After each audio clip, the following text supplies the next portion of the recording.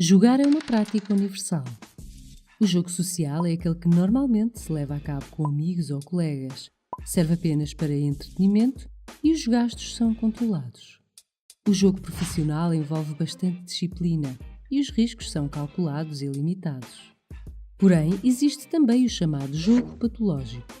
Nestes casos, há um descontrole nos limites, preocupação constante com o jogo, perdas repetidas de dinheiro e tentativas de o tentar recuperar, esforços falhados de reduzir ou parar com estes comportamentos e um aumento da irritabilidade durante essas tentativas, mentiras e omissões sobre a extensão do problema, uma necessidade de aumentar as quantias que se aposta, ou seja, um verdadeiro comportamento de dependência.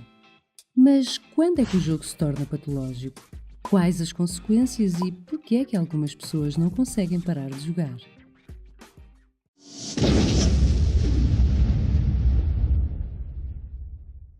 Estamos perante uma situação de jogo patológico quando existe um comportamento desadaptado, recorrente e persistente relativamente ao jogo. Este é um distúrbio do controle dos impulsos, classificado na mesma categoria, por exemplo, da tricotilomania, sobre a qual já fizemos um vídeo. É pouco comum alguém ficar dependente do jogo logo na primeira aposta. Quando alguém desenvolve este transtorno, é mais frequente ocorrer de uma forma evolutiva, gradual e em fases mais ou menos previsíveis. A primeira fase é a das vitórias. O jogo aqui pode ser encarado apenas como uma diversão. Ao ganhar, as pessoas ficam com mais confiança nas suas habilidades e por isso mesmo começam a apostar mais dinheiro e com mais frequência. Depois vem a fase da perda. Como apostam mais e com mais frequência, também começam a perder mais. O jogo passa a ocupar uma grande parte do tempo. Nesta fase começam as mentiras. Podem também tentar enganar, falsificar, tudo com o objetivo de conseguir dinheiro para jogar. É aqui que o jogo começa a tornar-se verdadeiramente patológico. No entanto, em muitas situações o problema mantém-se escondido durante muito tempo. E por último vem a fase do desespero. A sua reputação entre familiares e amigos é negativa e é frequente ocorrer um afastamento. Os jogadores começam a perceber o tamanho das suas dívidas, mas continuam a apostar ainda mais alto, com a ilusão de que poderão ganhar uma quantia que lhes resolvam os problemas. Alguns podem iniciar atividades ilícitas para financiarem o seu jogo.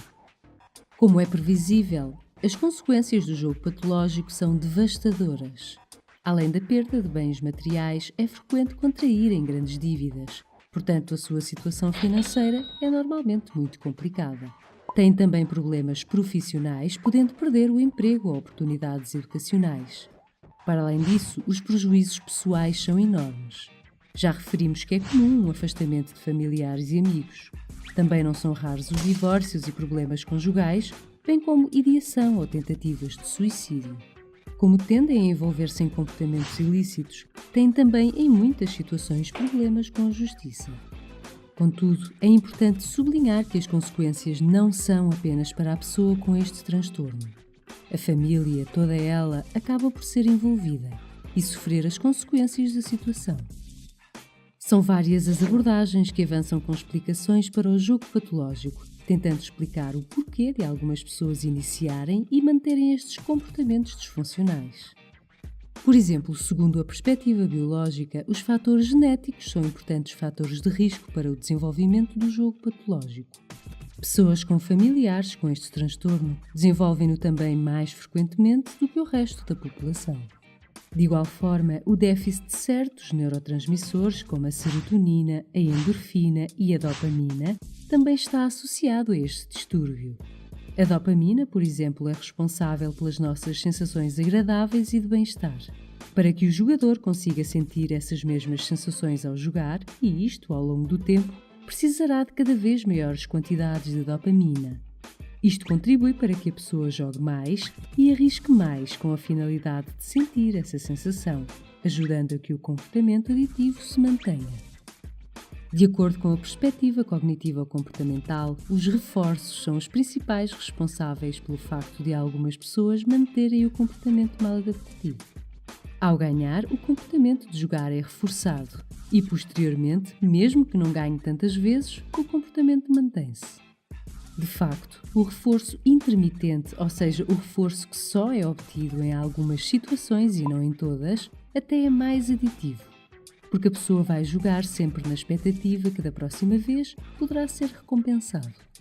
Esta perspectiva também defende que este tipo de jogadores tem algumas distorções cognitivas que os levam a continuar a jogar. Por exemplo, quando perderam um jogo, mas estiveram perto de o ganhar, eles não percebem que perderam. Eles antes acreditam que estiveram quase a ganhar e por isso mesmo devem tentar novamente. Também tendem a atribuir os sucessos no jogo às suas competências e as perdas a fatores externos, o que de certa forma os desresponsabiliza quando perdem e os incentiva a continuar a jogar, pois acreditam nas suas habilidades e que conseguem recuperar o dinheiro. Por último, o modelo biopsicossocial destaca a importância de se interligar as questões da perspectiva biológica ao contexto social onde as pessoas estão inseridas, e também a aspectos individuais, ou seja, próprios de cada indivíduo, como por exemplo certos traços de personalidade, entre eles a impulsividade e a ansiedade. Subscreva o nosso canal para ver mais vídeos. Deixe o seu like e partilhe, ajude-nos a crescer. Muito obrigada e até ao próximo vídeo.